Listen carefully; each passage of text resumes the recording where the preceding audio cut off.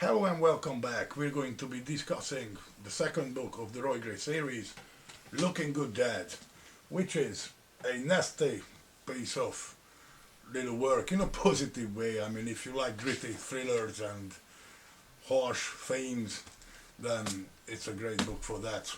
Let's talk about it.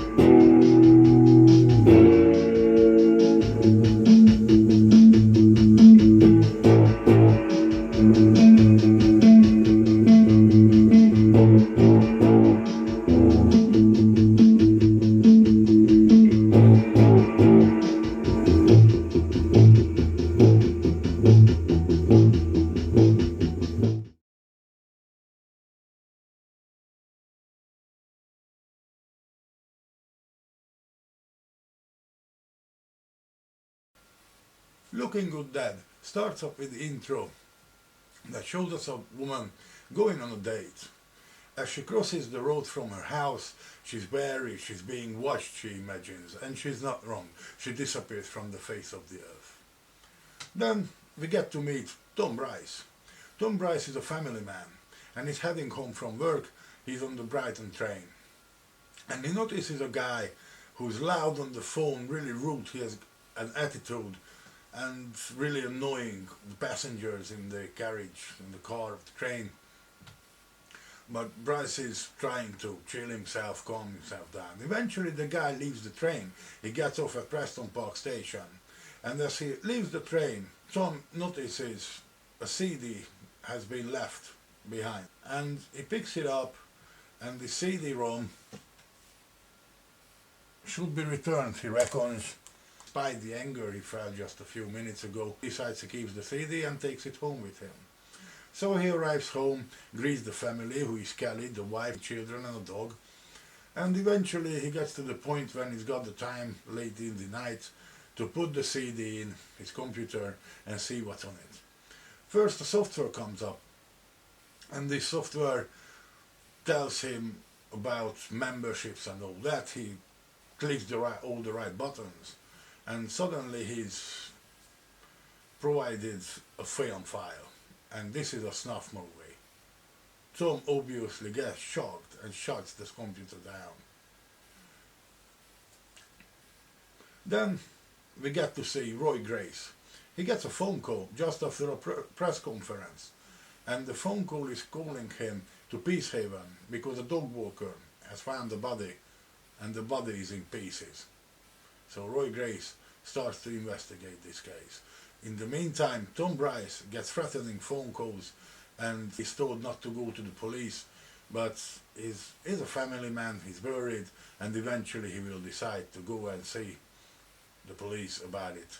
And soon enough he will be getting in touch with Roy Grace. And the story will really start from here.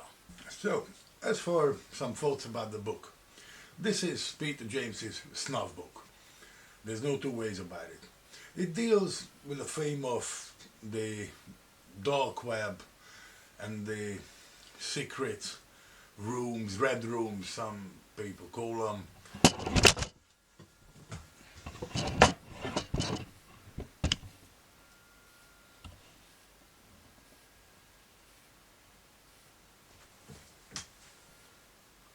On the dark web, the red rooms, as some people call them, when people get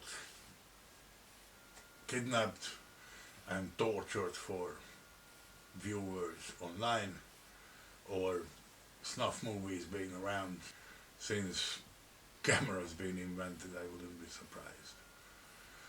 So yeah, there's this company who makes snuff movies, and that's what our main character Tom Bryce gets involved in. And yeah, it's a gritty book, as I said. Gritty regarding its language.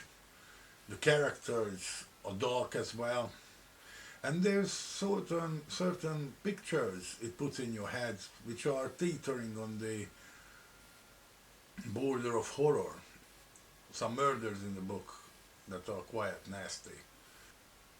This book introduces us to Detective Sergeant Norman Potting. Is put on Gracie's team, and from here on we're going to have him in all the books, all the coming books. Norman Potting is an old school dinosaur of a detective. He has a sharp mind, he likes old school stuff, he smokes the pipe, reeks of tobacco smoke, he wears strange clothing, road-worn clothing if you like. He has a comb over, a Devon Burr, as his dialect is referred to many times. He's a great character, and this book does a good job introducing him, and he takes his part out of the investigation. Beside the new member, Norman Potting, we have the members of the team from the book before, from That Simple. Nick Nicol is here, Bella Moy is here, E.J. Boutwood, who got recruited in the That Simple book, she's in here as well. Then we have Glenn Branson, of course. Joe Tyndall turns up again, the CSI guy who missed the U2 concert because of the investigation in That Simple. And we have Theobald Fazer, he's the pathologist, and he's the slow one. He is a recurring character as well, and he's really meticulous, he's really thorough, and he's slow though. So when the detectives have to go for the autopsies and Theobald Fraser is the pathologist, then they know that it's going to be a long haul. And of course we have Cleo Morley as well, and we're going to look into Cleo's and Roy's relationship forming slowly but surely in the coming books.